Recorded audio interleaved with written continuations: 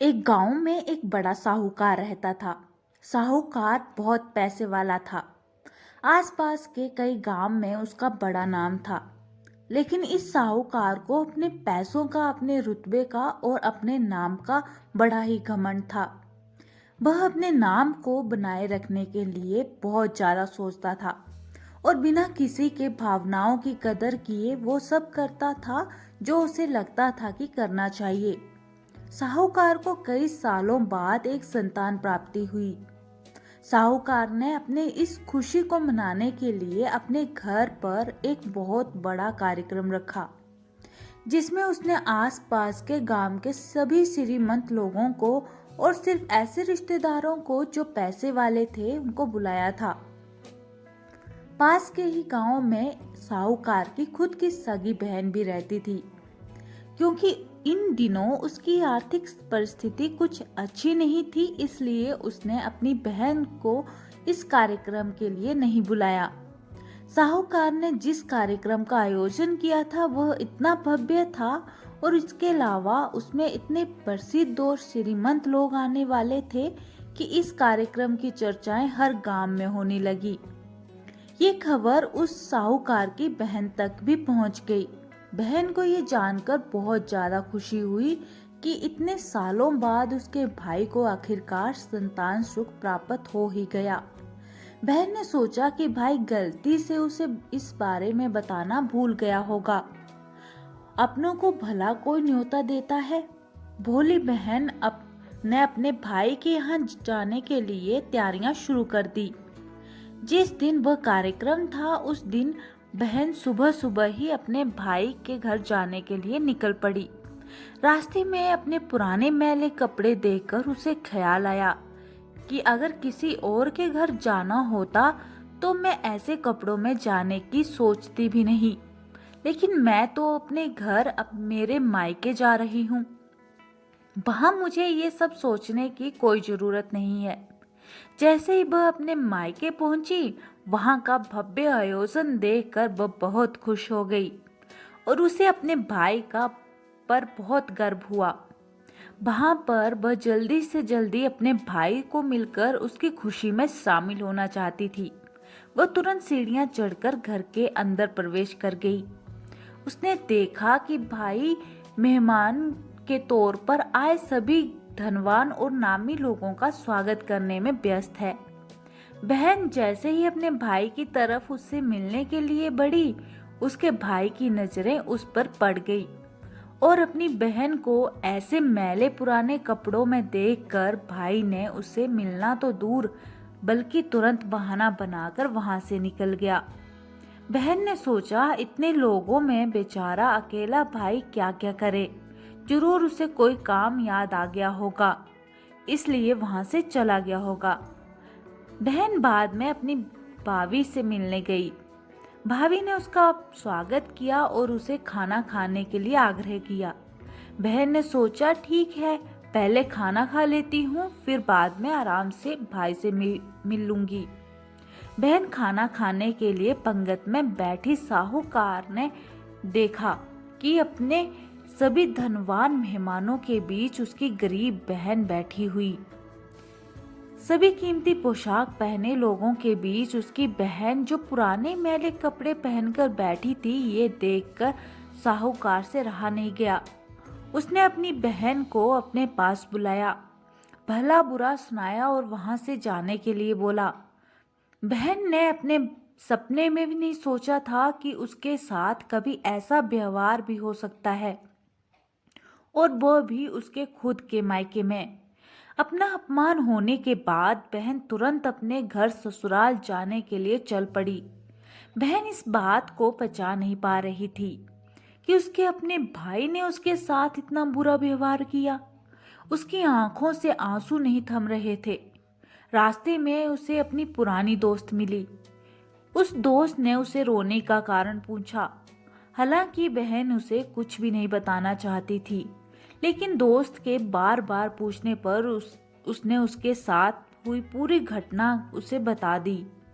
उसकी दोस्त एक समझदार महिला थी और एक काफी प्रैक्टिकल सोचने वाली थी। उसने कहा, अगर तुम मेरी बात मानो तो एक दिन तुम्हारा भाई खुद तुम्हें अपने यहाँ बुलाएगा और तुम्हें माफी मांगेगा। बहन ने उसे कहा कि मैं तुम्हारी हर बात मानूंगी, बताओ मुझे क्या करना होगा। दोस्त ने कहा कि तुम इस अपमान को, इस दुख को एक दिशा दे दो और कोई गृह उद्योग शुरू कर दो।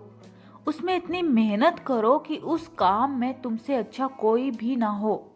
बहन को अपने दोस्त की बात सही लगी। उसने घर पहुंचकर अपने आंसू पोंछकर उसी दिन से गृह उद्योग शुरू कर दिया।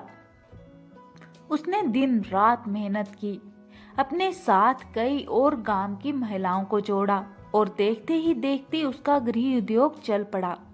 कुछ ही सालों में आसपास के 50 गांव में उसका नाम और रुतबा काफी बढ़ गया और अब वह पैसों के मामले में अपने भाई से भी ज्यादा बड़ी बन गई। भाई को भी जब ये बात पता चली कि उसकी बहन इतनी श्रीमंत हो गई है तो उसने सोचा कि एक बार उससे मिलकर आया जाए। वह जब अपनी बहन को उसके घर मिलने पहुंचा तो बहन ने उसका किसी राजा महाराज की तरह स्वागत किया, उसके पसंद का खाना खिलाया। बहन का ऐसा व्यवहार देखकर भाई को अपनी पिछली गलती का एहसास हुआ, इसलिए उसने अपनी बहन को अपने घर होने वाली पूजा के लिए आमंत्रित किया। कुछ ही दिनों बाद बहन अपने भाई के यहाँ उस पूजा के लिए पहुंची। जैसे ही बहन अपने भाई के घर पहुंची, उसका भाई उसके स्वागत के लिए दरवाजे पर ही खड़ा था। बहन अपनी महंगी गाड़ी में आई थी। उसने बहुत कीमती साड़ी और उससे भी ज्यादा कीमती गहने दागिने पहने रखे थे। बहन का ऐसा ठाट वाट देखकर सिर्फ भाई ही नहीं बल्कि उसका पूरा गांव दंग रह गया। भाई दौड़ कर आया और बहन की गाड़ी का दरवाजा खोलकर उसे बाहर आने के लिए कहा। बड़े प्यार से उसे पूजा का प्रसाद ग्रहण करने के लिए बुलाया। बहन को इस बार 12 पकवान परोसे गए थे। चांदी की थाली में उसे खाना दिया गया था। वह साथ में एक सोने का चम्मच भी रखी थी। उसके बैठने के लिए बेशकीमती पाट रखा गया था। बहन को ये सब देखकर उसके वह पुराने दिन याद आ गए जब भाई ने उसे बिना खाना खिलाए ही भला बुरा कहकर वापस लुटा दिया था। बहन खाना खाने के लिए तो नहीं बैठी, लेकिन उसने अपने सारे कीमती दाग दागिने और जेवर उतार कर उस थाली के सामने रख दिए और खाने में से कुछ निवाले उन दाग दागिनों पर रख दिए। बहन का ऐसा व्यवहार देखकर सभी हैरान थे। किसी को नहीं समझ में आ रहा था कि बहन ऐसा क्यों कर रही है। आखिर वो क्यों उन जेवरों को खाना खिला रही थी।